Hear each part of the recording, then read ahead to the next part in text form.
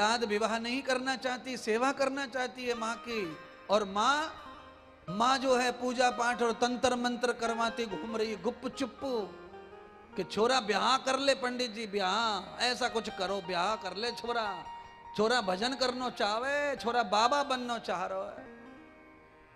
बड़ी समस्या है। पार्वती माता भी यही कह रही है, भोलेनाथ ये विवाह कर ले, ऐसा कुछ के लीला कर दो। अब ये तो बिल्कुल ना ही ना कह रहा है, और सच बात है कार्तिकेय अब नहीं मानने वाले। विवाह का टाइम निकल जाने पर आदमी को फिर अपने कल्याण के बारे में ही टाइम वेस्ट करना चाहिए। समय पर हो जाए विवाह तो खूब गृहस्थ का आनंद लो, समय आने पर गृहस्थ का त्याग करो, भजन में जाओ। पर समय निकल जा रहा हो तो फिर सीधा भजन में ही ड्रॉप करो, जाकर कूद पड़ो भजन में। कार्तिकेय महाराज ने प्रार्थना कर ली, प्रणाम कर लिया, चल पड़े। पार्वती और शंकर दोनों संदेह छोड़ करके उठ खड़े हो गए कैलाश से।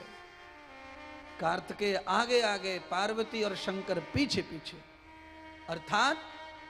अर्थात ब्रह्मचर्य में रह करके जो 2-4 साल भी अच्छी साधना, अच्छा संग कर लेता है ज्ञानियों का, उसका तेज और तप इतना तो हो जाता है कि उसके घर वाले उसके पीछे पीछे आने लग जाते हैं। शंकर महादेव भगवान पीछे पीछे आ रहे हैं भक्त के। ध्रुव ने तपस्या 6 महीना की है, 6 महीने में नारायण प्रकट होकर के ध्रुव के पीछे पीछे आए, हे बालक मुझे तेरे घर ले चल, तेरे पिता का उद्धार करना है। कमाल की भक्ति है, भक्ति का फल कमाल का है। पर आपको ज्यादा चमत्कार क्यों नहीं है? क्योंकि आप करते नहीं हो उतना। आपकी भक्ति कैसी है? बस अगरबत्ती यहां लगनी चाहिए, नियम है तो लगनी चाहिए, बस उतनी भक्ति आपकी। यहां दिया जलने का नियम बनाया है, वो जलना चाहिए, इतनी भक्ति है आपकी। ये भक्ति भी समय आने पर अपना काम जरूर अच्छा करेगी तुम्हारे लिए, पर तुम्हारे पीछे पीछे ठाकुर जी को लाने वाली भक्ति ये नहीं है। उसमें तन से मन से पूरी तरह समर्पित होकर 6 महीने कर लो, 4 महीने कर लो, 2 महीने कर लो, 1 महीना कर लो। और भागवत कथा तो ये कहती है कि अदिति माता ने 1 दिन की भक्ति की अच्छी तरह से, वामन भगवान प्रकट होकर आ गए, 1 दिन भक्ति अच्छी तरह से। अब ये तो कथा में लिखा है इसलिए हम कह रहे हैं, हमने देखा नहीं है, पर हाँ अनुभव बहुत किए जीवन में। हर प्रकार के अनुष्ठान हम कर चुके, पारायण कर चुके, और मुझे लगता है हर प्रकार की कहीं न कहीं योग विद्या साधना सब में अपन जा चुके हैं, सब में गुजर चुके हैं। न कोई अपन ने जंगल छोड़ा न मंगल छोड़ा, पहाड़ पर्वत सब देख लिए अपन ने, और सबका अनुभव जीवन में लेके बैठे। इसीलिए आपको कहते हैं किताबों में जो लिखा है हो सकता है कल्पना से होगा, पर आप 1 दिन भी करके देखो, उसका जरूर आपको बढ़िया अनुभव आएगा। अभी नवरात्रियों का व्रत गया है कल परसों ही, तो नवरात्रि का व्रत करने से 5 दिन पहले 9 दिन का खाने का सामान रख लिया बना के। अब बोलो, नवरात्रि का भी महालक्ष्मी मार्ट में मिलता है, महालक्ष्मी में घुस जाओ और नवरात्रि का ले आओ, नव देवताओं का ले आओ, 16 देवताओं का ले आओ, 16 सोमवार का ले आओ, एकादशी का ले आओ। आपको जो पटे सो बोलो, कौन सा चाहिए, कौन से व्रत का चाहिए, उपलब्ध है। और उपलब्ध ना भी होवे दुकान पे तो फिर आलू जिंदाबाद, आलू तो सब जगह।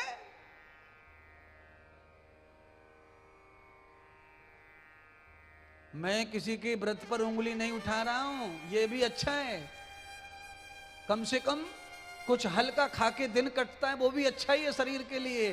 पर कुछ भी न खाकर आलू खाते हैं, वो नुकसानदायक है। आलू के सपोर्ट में कुछ और भी आइटम होना तब आलू रुकता है, नहीं तो बहुत नुकसान करता है, उसमें बड़ा कार्बोहाइड्रेट होता है। कुछ लोगों ने तो व्रत आलू खा खा के ही थायराइड पैदा कर लिया है। व्रत कर रहे हैं और थायराइड हो गया। भाई थायराइड कैसे हो सकता है व्रत वाले को? जिसके आंतड़े पेटड़ा सब सूख गया उसको थायराइड होगा ही नहीं। अगर ये आया है तो इसका मतलब है कि आलू आलू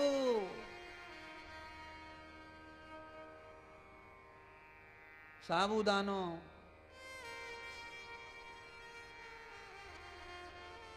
हैं।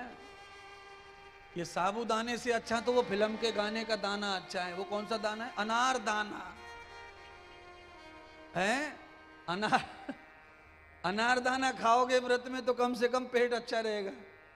अनार का बीज पेट को साफ करता है। अनार का रस हेमोग्लोबिन को साफ करता है, रेड पेशी बढ़ाता है, खून में ताजगी लाता है। और साबूदाना, साबूदाना तुम्हारे सवरे दरवाजे ने बंद करे। साबूदाना पेट में गया तो दरवाजा बंद ही समझो। फिर 5-6 दिन करवट मारते रहो वो ना निकलने का।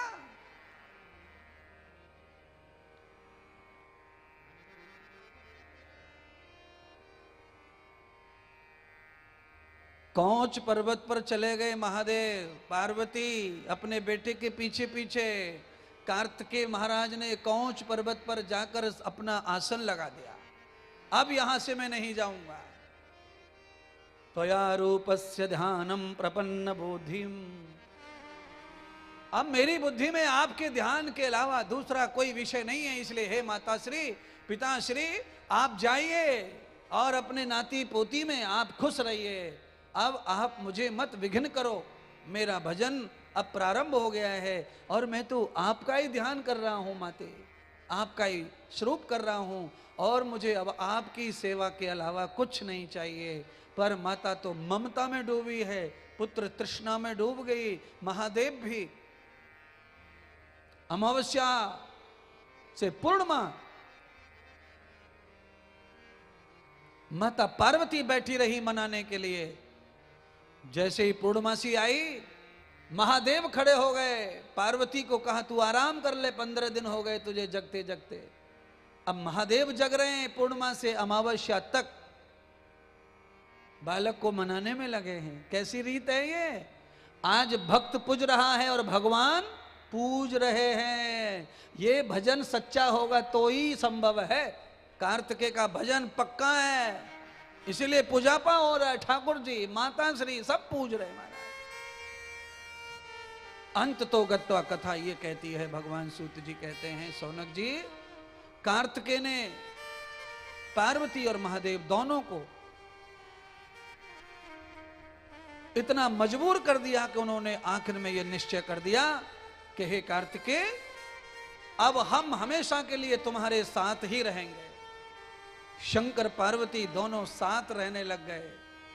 कार्तिकेय महाराज को लगा गणेश कहीं नाराज न हो जाए, इसीलिए कहा कि आप मेरी भक्ति से प्रसन्न हैं, मेरे साथ रहना चाहते हैं तो रहो, पर आप इस स्वरूप से गणेश के बालक और पत्नियों के पास जाओ। कैलाश पर भी हजारों लाखों भक्त आते हैं, आप वहां नहीं होंगे तो उन भक्तों को कैसे आशीष मिलेगा? इसलिए हे परमात्मा, आप अपने भक्तों के लिए वहां चले जाइए। शंकर पार्वती ने कहा कार्तिक ठीक तो कह रहा है, पर हम तुम्हें छोड़ के कैसे जाएं? तब भगवान शंकर पार्वती ने दोनों ने प्रसन्न होकर के कार्तिकेय जी को अपने मन से ही आशीष दे दिए, वरदान दे दिए। हे पुत्र, जहां कौच पर्वत पर तुम भजन कर रहे हो, यहां पर पार्वती और मैं दोनों ही ज्योति के रूप में निराकार में तुम्हारे साथ रहेंगे, साकार में हम कैलाश पर रहेंगे। आज भगवान मल्लिका अर्जुन महादेव के रूप में, मल्लिका माने पार्वती, अर्जुन माने महादेव, दोनों देवता कार्तिकेय के कल्याण के लिए वहां स्थापित हुए। महादेव ने कहा मल्लिकार्जुन महादेव का महत्व क्या होगा? इसलिए हे कार्तिकेय, जो भी कोई प्राणी जिनके विवाह आदि में अड़चन आ रही होगी, वो कार्तिकेय का ध्यान करने के लिए, दर्शन के लिए कौच पर्वत पर आएगा, उसे शिव और पार्वती दोनों के आशीर्वाद मुफ्त में प्राप्त होंगे और उनके विवाह की अड़चन समाप्त होगी और उनका शीघ्र ही विवाह होगा। ये वरदान इस ज्योतिर्लिंग से भक्तों को हमेशा प्राप्त होता रहेगा। आपकी मर्जी है। आप कौच पर्वत पे जाइए, दक्षिण में मल्लिकार्जुन महादेव के यहां 15 दिन रहना है। अमावस्या से पूर्णिमा तक रोज उनकी सेवा, दर्शन, ध्यान करना है। आप लौटोगे तो आपके लिए महादेव और पार्वती की कृपा तो आप जानते ही हो, विवाह में पार्वती बहुत काम करती हैं। उनकी कृपा से आपका शुभ मंगल समय विवाह का आ जाएगा। आज भगवान सूत जी ने सौनक आदि ऋषियों को मल्लिकार्जुन महादेव और सोमनाथ महादेव का पावन चरित्र सुनाया। सारे ऋषियों को भगवान के ज्योतिर्स्वरूप का दर्शन हो रहा है। आप प्राप्त भगवंता प्राप्त करा रहे सब लीला।